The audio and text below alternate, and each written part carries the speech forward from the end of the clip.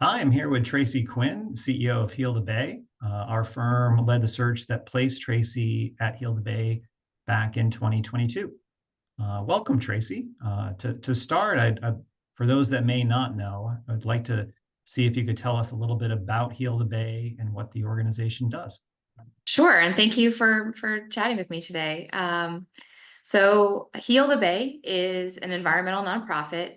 Our mission is to protect and restore the coastal waterways and watersheds of Greater Los Angeles, and make sure that our beautiful Santa Monica Bay remains swimmable and surfable for all of the amazing people who live here in Southern California and visit us, as well as the marine life that call it home.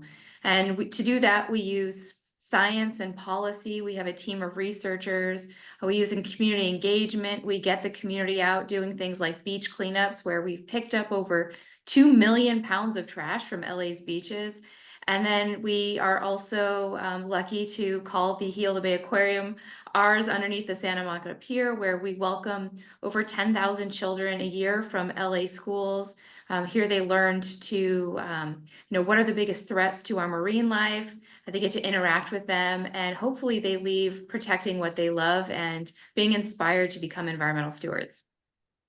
Oh, that's great. And I don't know if I had shared with you in the past, but I wasn't even aware of the aquarium until we did the search 2 years ago. And so now I've learned about that, and I have a young one as well. And so hopefully we can visit soon. Yeah, it's a hidden treasure that we're kind of hoping to make a little bit more well known, because it is such a special place. No, that's great. So you've been with Heal the Bay for a little over 2 years, 2.5 years, I think. How are things going so far? And what's coming up next for Heal the Bay? Well, it was certainly an interesting and exciting time to come into the organization as we were coming out of the COVID pandemic. So my time has been spent on a lot of rebuilding the organization, working on fundraising. And, obviously coming in as a new CEO, it's been a first-time CEO, it's been a big learning curve. So a lot of excitement, a lot of learning. Really excited for what's coming up next. Next year is our 40th anniversary. Heal the Bay has been doing incredible work in Southern California for 40 years now, and it's really exciting to think about how we're going to celebrate our accomplishments over the last 4 decades, but also look forward to what's next. And most recently, we have taken on one of our biggest challenges. We filed a lawsuit against ExxonMobil for their role in the plastic pollution crisis. And so not afraid to take on the big guys, both here and in LA and across the globe, and really working to make sure that our coastal waterways are safe now and for generations to come. Wow. Well, that's definitely a big endeavor. I wish you all the best for luck on that one. So you mentioned just a second ago, good segue, that this is your first time leading an organization.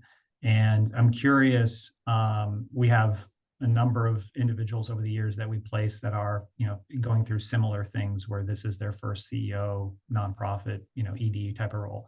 And I'm just curious, two things. One, what advice you might have for other executives beginning their first nonprofit CEO or executive director role. And so for the individual, and then what advice you might have for the boards that are bringing on a first-time CEO. That's a great question. I think the advice I would have for new CEOs is to find other executive directors and CEOs in similar sectors that you can get advice from and collaborate with. I've reached out to a few folks from LA Waterkeeper and Friends of the LA River and Council for Watershed Health to host dinners so we can just chat about our organizations, the challenges we face, and the solutions we're coming up with. It's good to have some folks to bounce ideas off who are in similar situations. And I think for boards, when you're going to be welcoming on a new CEO, I think the top thing I would recommend is to get them a coach, to make sure there's money in the budget for a coach. It's something that I didn't have when I joined, but I've been working on getting some additional funds in the budget to bring a coach on, both for me and for my leadership team. And I think it can be really helpful in learning, how to address some of the really common staffing things that come up, and really make sure that you're growing into the leader that you want to become. It's great advice. I think sometimes the executive coming in, there's a tendency to view a board wanting to have a coach for them as maybe a reflection that they're not quite there or they're missing something.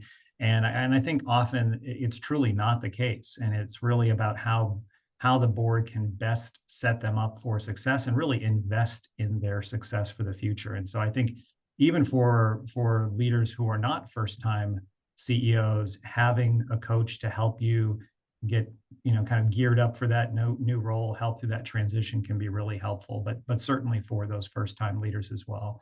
And I do think it's great. One of the things I love about the nonprofit space and working in this space is leaders in other organizations are so good about giving their time.